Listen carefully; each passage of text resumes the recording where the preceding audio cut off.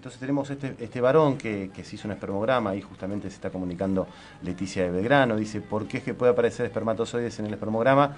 Puede estar todo bien y estos pueden no aparecer, claro, es lo que hablábamos recién, ¿no es cierto? Esta aparición de la noticia de que nosotros en la muestra vemos que tiene líquido seminal y no aparecen células espermáticas. ¿Cómo continuamos con este varón? Obviamente la noticia en un principio es muy impactante, hay que contenerlo al varón, evidentemente esto no es una noticia agradable para ninguno, sobre todo los que tenemos acá, digamos, en Argentina, el famoso machito argentino, tenemos que sentarle un poco, explicarle esto, que por supuesto es un comienzo de una serie de estudios como para definir realmente qué se hace a partir de ahora. En un principio, en relación a lo que decís de la idiosincrasia, del machismo argentino, es importante destacar y aclarar que no tiene nada que ver ausencia de espermatozoides con no tener erección y no tener una relación sexual normal y plena y satisfactoria. Totalmente. Simplemente lo que está comprometido en este varón, en un principio,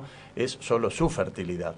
Y como nos pregunta Leticia, en este caso lo que ella quiere saber es cuál es la causa. Claro. Entonces, esto es lo que vamos a empezar a tratar de buscar la puntita del ovillo a partir de ahora, ¿no es cierto? En un principio, exactamente, en un principio lo más importante es que el médico andrólogo o urólogo realice una exhaustiva anamnesis, es decir, un interrogatorio, una serie de preguntas en donde el médico se va a orientar sobre posibles antecedentes que sean causales de esta ausencia de espermatozoides. Le va a preguntar acerca de su trabajo, de exposición a fármacos, a radiaciones, de tóxicos, de drogas, de cirugías en la zona testicular o inguinal, de antecedentes en su infancia del descenso de los testículos, que es el no descenso de los testículos, es una palabrita medio rara, pero se llama criptorquidia, es decir, no han bajado los testículos a las bolsas, al escroto.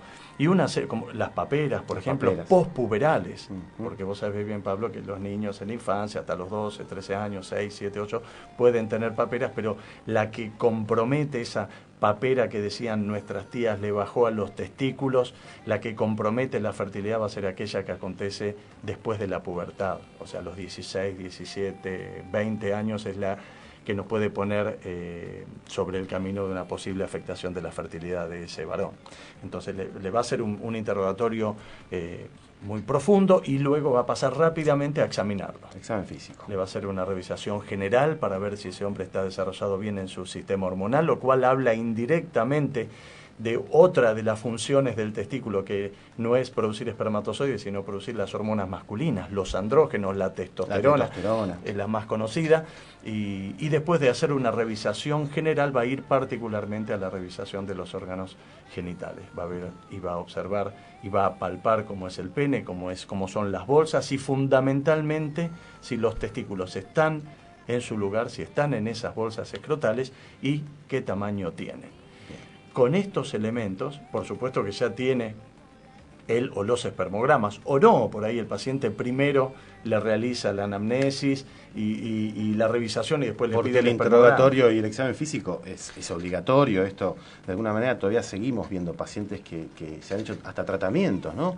Con solo haber realizado un espermograma, sin haber pasado la consulta con el andrólogo. O sea, no han tenido un interrogatorio dirigido, no han tenido un examen físico, que en este caso es súper necesario, no solo, digamos, para determinar el diagnóstico médico, sino que muchas veces hasta se han encontrado patologías testiculares por el solo hecho de haber consultado, ¿no es cierto? Por supuesto, sí, y es muy importante. Exactamente, es importante destacar aquí que el espermograma o los espermogramas no reemplazan de ninguna manera la revisación sobre ese paciente. Y también uno cree que como la fertilidad es un problema de a dos, por supuesto está instalado el tema de que la mujer es la portadora de la esterilidad y demás, pero en la actualidad se sabe que la esterilidad es de a dos, es un problema de la pareja es como si fuera un solo paciente y el médico tiene que ver a los dos integrantes de esta pareja. En el caso del hombre va a permitir hacer esta revisación inicial para pedir los estudios y aparte para que empiece a generarse la idea de que si el hombre no tiene espermatozoides, la mujer tiene el problema, y si la mujer tiene un problema en la ovulación o las trompas tapadas, el problema es del hombre también.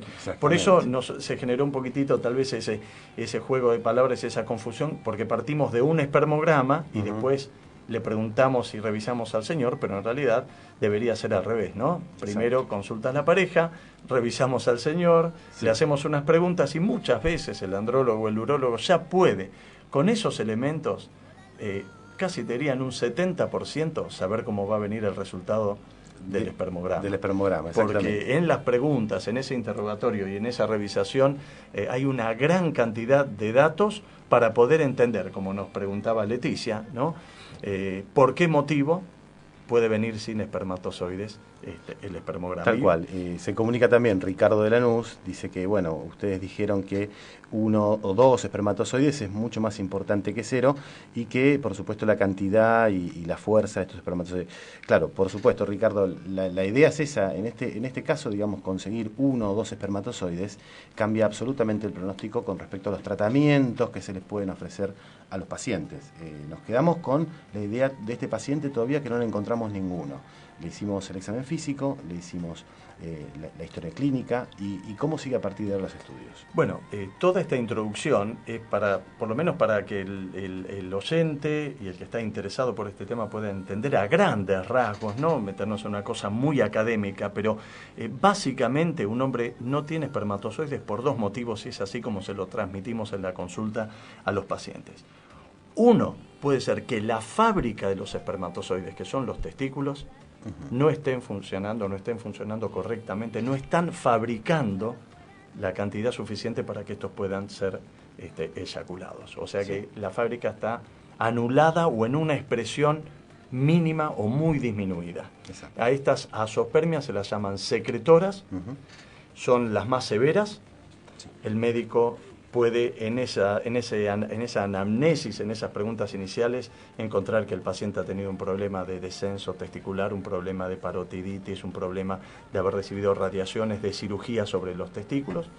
Muchas veces no hay antecedentes. Exactamente. En la revisación en general, estos pacientes tienen una disminución en el impacto de las hormonas masculinas, o sea, el médico ve algunos rasgos de que los andrógenos, esa testosterona puede estar acotada en su función por los caracteres sexuales secundarios, no tiene la cantidad de pelo que debería tener, o puede haber algún aumento en el tamaño de las mamas, que se llama ginecomastia en el varón, o una distribución del tejido graso más parecido a una mujer.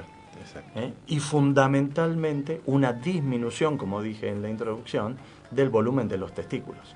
O sea, si este paciente con todas esas características físicas, aparte tiene testículos muy pequeños, por debajo de los 15 centímetros cúbicos cada uno, ahí podemos estar en presencia de una azoospermia secretora, y esto se va a completar con algunos estudios complementarios para tratar de establecer el diagnóstico y la severidad del caso, como puede ser un estudio hormonal para ver la hormona FSH, que en general en los pacientes con esta azoospermia secretora, ¿no? Esto que tienen un problema en la fábrica, ¿no? Esa FSH va a dar elevada. Y bueno, también puede haber algunos otros trastornos hormonales, como una disminución de la testosterona, no necesariamente, puede ser normal también, pero fundamentalmente va a ser alta la FSH. Esto lo que veíamos cuando el problema está en la fábrica, en los testículos, ¿no es cierto? Pero vos marcaste bien fuerte esto porque se ve que hay otro tipo de patología, que es cuando la fábrica está bien. Exacto. Pero a pesar de eso no estamos viendo los espermatozoides en el análisis. Un segundito nomás, Jazmín de Belgrano dice, perdón, ¿qué es un andrólogo? Sí, disculpanos, Jazmín, la verdad que estábamos acá hablando con el andrólogo, hay veces que damos cosas por entendidas. El andrólogo es un médico especialista, digamos, en patologías femeninas, en este caso el invitado es el doctor Mariano Perco, que es andrólogo, y que así como el ginecólogo se encarga de las mujeres, el andrólogo se encarga de los varones, básicamente la parte de fertilidad, la parte de disfunciones sexuales y un pequeño capítulo que está muy en investigación, que es la anticoncepción masculina. Mirá vos qué contradictorio con el programa. Pero bueno, esto es lo que se dedica a un andrólogo.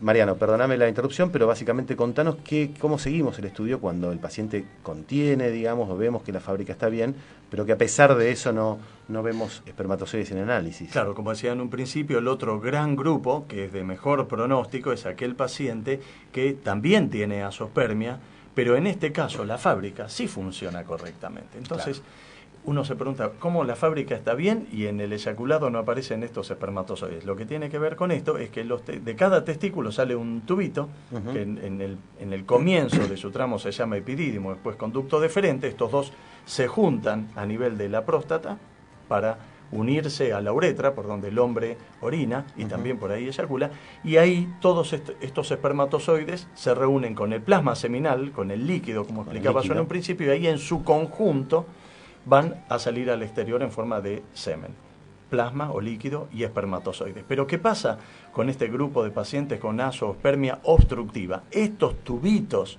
que van a transportar los espermatozoides hacia el líquido seminal están obstruidos o ausentes. Exacto. O sea, esos tubitos no están funcionando, por decirlo de alguna manera. Las obstrucciones se pueden deber a procesos infecciosos, por eso yo decía hace un ratito que el médico cuando interroga va a saber si hubo algún antecedente de orquitis, que es la inflamación o la infección de los testículos, epididimitis, que es la infección de estos conductos, o algún otro tipo de antecedente que pueda poner en sospecha, por ejemplo, una cirugía sobre la zona inguinal, las hernias inguinales que pueden haber seccionado en forma bilateral, es decir, de los dos tubitos, uno de cada testículo, estos conductos. Ustedes quedan ahí, quedan como acantonados los espermatozoides. Exactamente. Siguen fabricando y quedan acumulados en alguna parte del recorrido de estos tubitos. En general es el epidídimo, pero bueno, puede ser en otros sectores también. Bueno, Mariano, despedimos con una pregunta. El bloque Azul de Retiro dice: ¿con un solo testículo se puede generar la cantidad suficiente como para engendrar? Conozco un caso de un muchacho que perdió un testículo. ¿Mariano? Sí, perfecto. Por supuesto, un solo testículo puede producir una cantidad normal de espermatozoides para generar el embarazo, y con dos a veces no, como estamos diciendo. Por suerte tenemos esa distribución simétrica de algunos órganos que tenemos por duplicado y compensan. Bueno, se nos va el primer bloque, una pequeña pausa y ya volvemos con más In Vitro Radio. Solo conciencia de servir, en vertical y horizontal. Nos encontrás en Facebook, In Vitro Radio, en Twitter y en la web www.invitroradio.com.ar, invitroradio@hotmail.com.